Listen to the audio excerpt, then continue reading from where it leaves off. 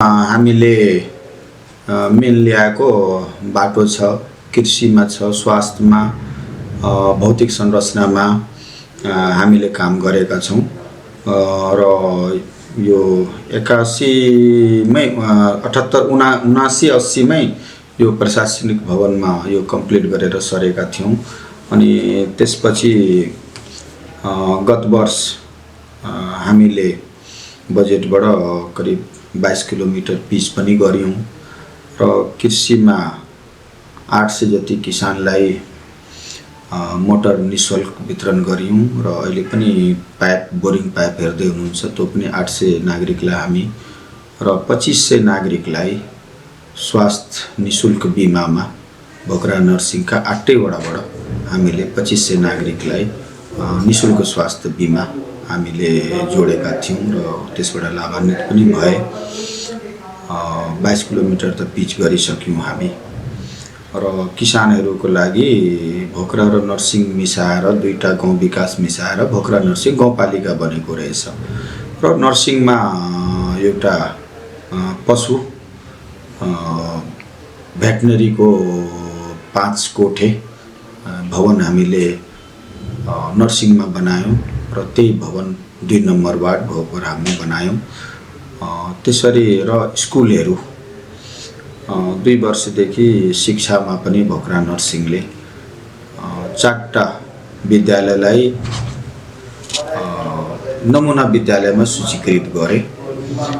गत आर्थिक वर्षदेखि नै हामी 4टा विद्यालयमा 1 क्लासदेखि इङ्ग्लिस मिडियमबाट निःशुल्क भोकरा नर्सिङका त्यो इन्ट्रान्स लिएर जहिन्दार विद्यार्थीलाई त्यसको सम्पूर्ण खर्च पालिकाले बेहोरिरहेको छ। बुटदेखि लिएर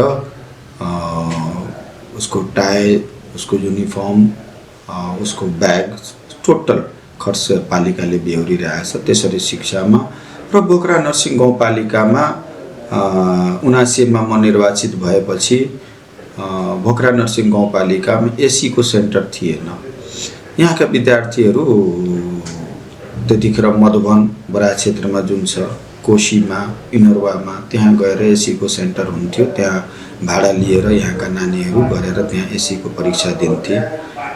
म 79 मा निर्वाचित भएपछि मेरो नेतृत्वको स्थानीय सरकारले पृथ्वी माविमा चिरोली चौक त्यो विद्यालयलाई एसी को सेन्टर दोस्रो ब्याच हामी निकालिसकेको छौँ। त्यसमा पनि पालिकाले शिक्षा क्षेत्रमा पनि काम गर्दै आइरहेको छ। त्यो नै बडा समस्या हुन्छ स्थानीय तहमा, किनकि 3 तहको सरकार भए पनि भरपर्दो र जनतासँग सिधै संवाद गर्ने, उहाँहरूको दुःख सुख बाँड्ने तपाईको स्थानीय सरकार नै हो र हामीलाई जुन विकास गर्नको लागि सीमित बजेट दिएको हुन्छ। मलाई लाग्छ कि भोकरा नर्सिङ गाउँपालिकामा 14 करोड भन्दा बढी बजेट छैन विकासे। अनि त्यसैको भित्र रहेर हामीले विभिन्न जात-जाति, विभिन्न समुदाय, विभिन्न शिक्षादेखि स्वास्थ्य, कृषिदेखि लिएर युवाहरू हामी सबैमा यो गर्नुपर्छ। तर भोकरा नर्सिङ गाउँपालिकाले 79 मा मेरो नेतृत्वमा जुन मैले चुनाव लडेँ त्यतिखेर स्थानीय मैले एउटा घोषणापत्र जारी गरेको थिएँ, जसलाई जनताको नाममा प्रतिबद्धता पत्र नै पनि भन्छौँ हामी। त्यसको आधारमा हामीले क्यालेन्डर बनाएका छौँ, यो वर्ष यो काम गर्ने र यो वार्डमा यो एकदम नभइकन नहुने यो काम छ। त्यो प्राथमिकताको आधारमा हामी त्यसरी छुट्याएर त्यही बजेटलाई, सीमित बजेटलाई त्यो दुरुपयोग नहोस् र पहिलो कुन समुदाय र कुन काम अगाडि बढाउनुपर्छ भनेर त्यसलाई हामी कम बजेटमा जनताको चाहना अनुसार काम गर्दै आएको छु।